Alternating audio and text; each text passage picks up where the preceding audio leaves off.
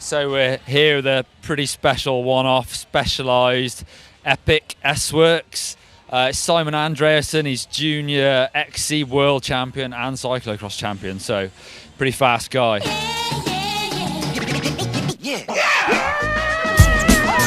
Oh yeah. So I guess the thing that stands out the most is this one-off hand-painted frame. It's painted by a guy specialised who's done a bike for Ken Block, if you know that name from Rallycross. A helmet for Aaron Gwynn. If you look at it, the attention to detail is amazing. Loads of glittery stuff on the top tube, loads of cool one-off touches down all over the frame, really. As you'd expect, again, from these top cross-country bikes, it's super light, weighs in at about 22 pounds. It's full SRAM XX1 group set. Up front, you've got the RockShox RS1 fork. That's that upside-down cross-country fork that's super lightweight, stiff. You really see that on the top end, guys, on the cross-country circuit. 95mm travel on the back.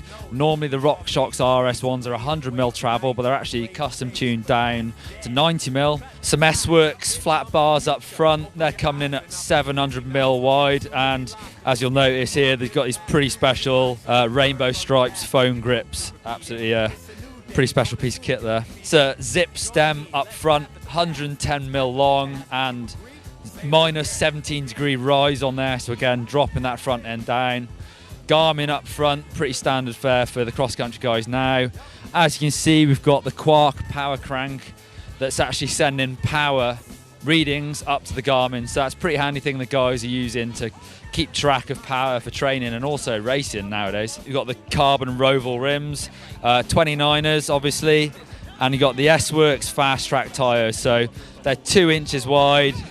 Pretty fast rolling tyre, as you can see. It's a low profile on there, really fast tyre. Pedals, we've got some pretty trick look S-Track.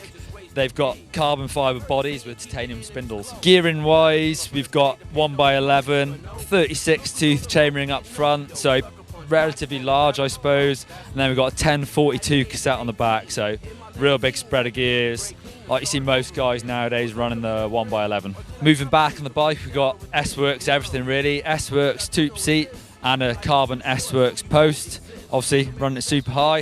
If it was me again, I'd stick a dropper post on there, but I'm not a pro XC racer.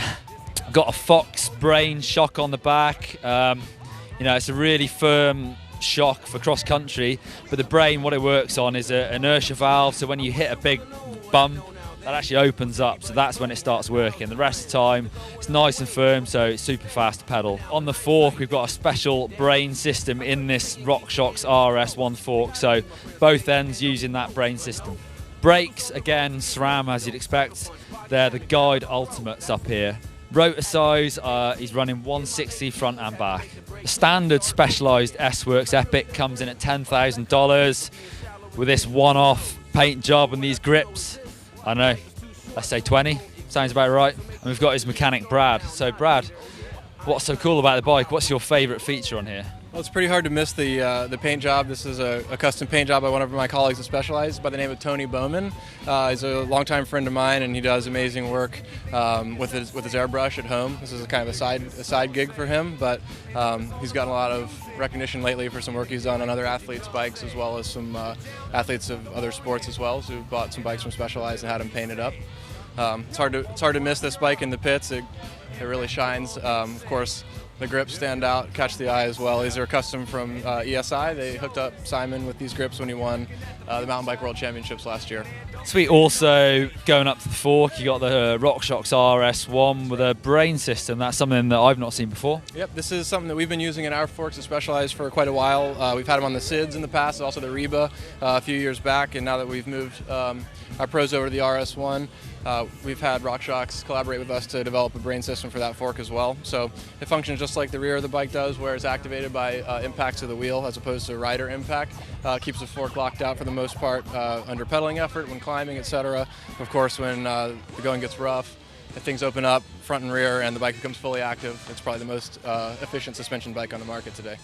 If you want to check out more tech stuff, have a look at how to set up your gears up here with Si, or click on Suspension Explained with Mark down here. Also, click on me if you want to subscribe to GMBM.